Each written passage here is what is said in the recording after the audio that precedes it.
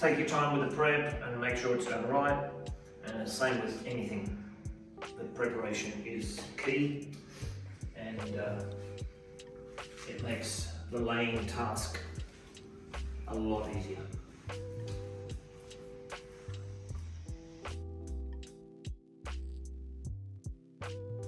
Okay, this apartment in Maroubra, we're taking up the carpet. Pretty classic little reno bit really. Taking up the carpet and putting a laminate floor in, a high quality laminate floor that really looks like real timber. And so first job is taking up the skirting boards, because we're going to put the skirting boards back on to cover the expansion gap you need to leave around the perimeter for any floating floor. Pre-finished or engineered timber or laminate floor, you'll need to leave at least 10-12 mil gap around the perimeter and every inch of perimeter, including door frames. Why? First, I'll blade along the top of the skirtings, because you've got to break that seal between the wall and the skirting board where it's been painted. Otherwise you could tear strips of paint off the walls, or it won't break cleanly at that join between the skirting and the walls. So that's once I've done that, I'll use an old chisel, like a blunt chisel, and get in there and ease the skirting out. There will be some damage, but that's why they made no more skills in a tube. No. So hopefully, if they come off clean, you can reuse them, and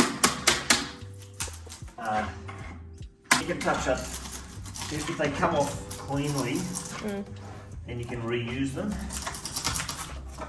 And the thing is, these skirting boards go all the way to the floor, to the concrete below the carpet.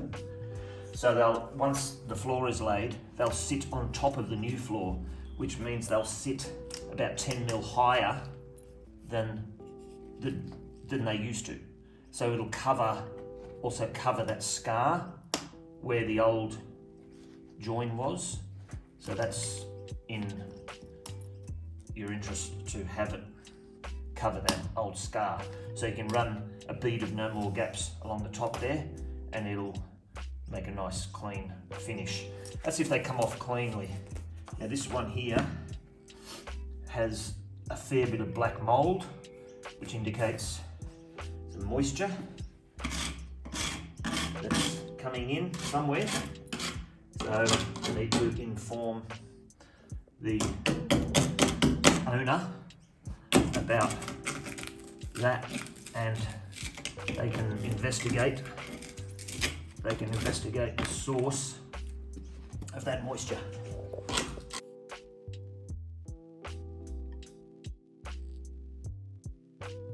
So I'm just cleaning up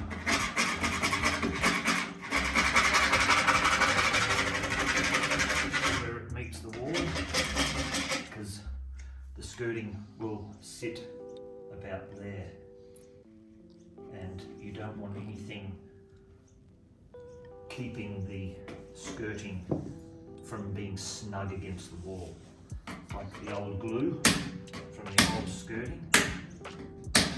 You've got to get it all out. It's all get it all off. So we're taking up the carpet now after removing the skirting boards, and this length here is 6.9 metres roughly. So so it fits in the van, because I'm taking it to the tip, I've got to cut it into thirds, so 2.3 metres each roll.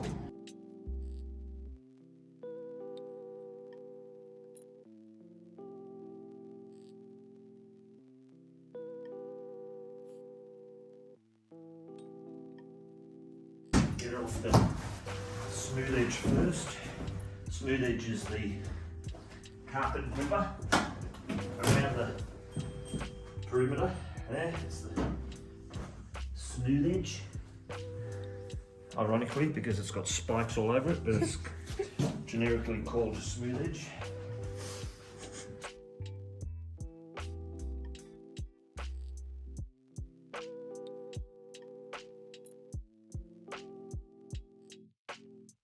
This is the nice underlay that was under this, only 8mm. Comes in a 10mm this Dunlop underlay. So if you're ever getting carpet laid, ask for the 10mm high density carpet underlay. It's significantly better than the low density 8mm.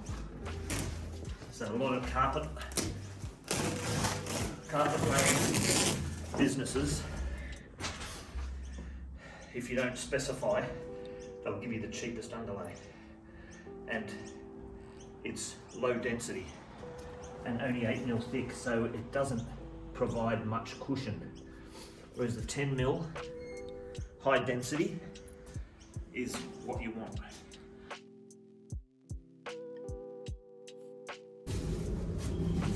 I always glue parts of the underlay down to stop it creeping to waves under the carpet.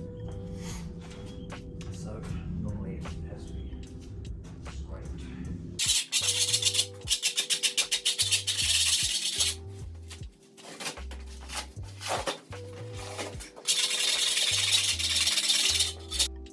So you're hitting, once the smooth edge attach the concrete nails into the concrete, you attack it at each point there's a nail. See that? And it comes up, pops out, concrete. That's the task. Sometimes you've got to remove the nail that pulls through. And a bit of a nail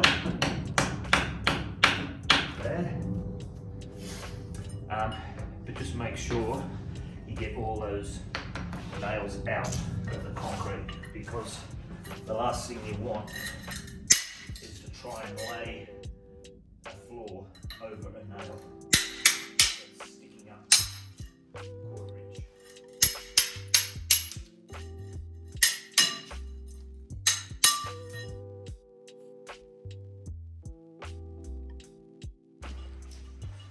And with a piece of the underlay,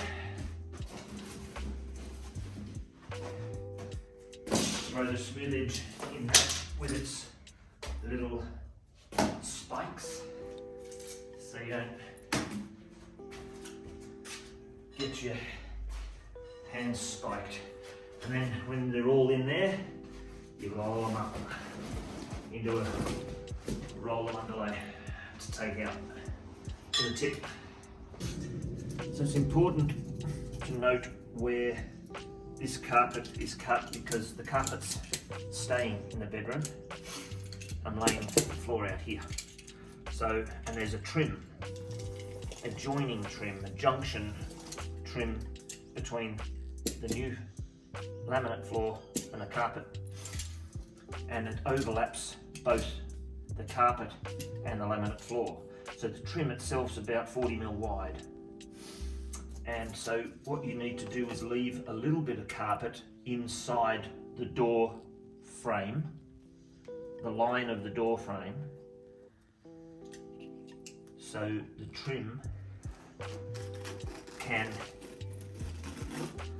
overlap that when it's in place.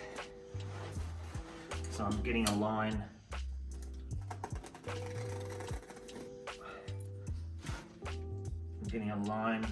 here to cut on.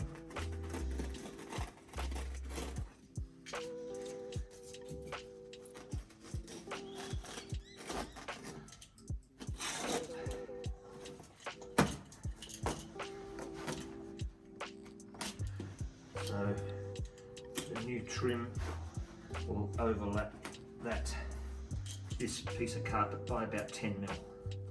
It'll sit, just sitting on top of that carpet, holding that down.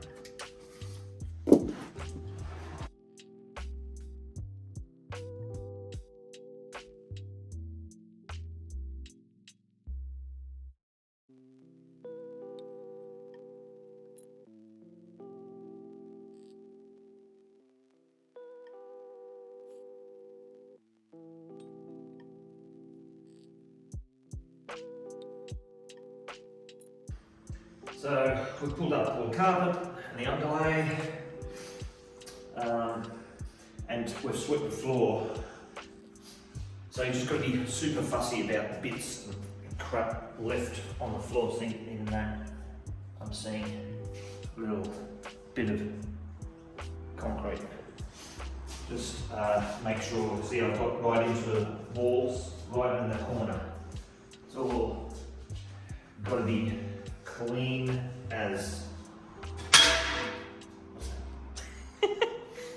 Why? So you could eat your dinner off there if you needed to. Yeah, just be fussy with prepping, because you don't want bits under the floor, a little stone or whatever, a nail, because the floor will sit on it and it'll seesaw on it.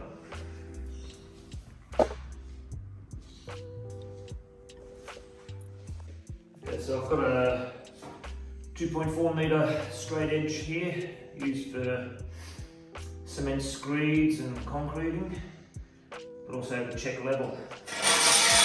So the rule is there can't be bigger than a 3 mil gap under that, anywhere along that straight edge, between the straight edge and the concrete. So that's within code, and within code for floating floors. So pretty good. It's not much more than a millimetre maybe variation. If there was variation, like a dip, a gentle roll, gentle is okay, but anything severe where the floor will seesaw on a hump or deflect into a dip has to be filled with a levelling, self-levelling compound, an engineered cement product, K15 or Sika level top, or if there's a hump, it needs to be ground down. You get a floor grinder in to do that. But pretty nice flat slab here, so we can lay straight over that with the underlay. So we'll get it laying tomorrow.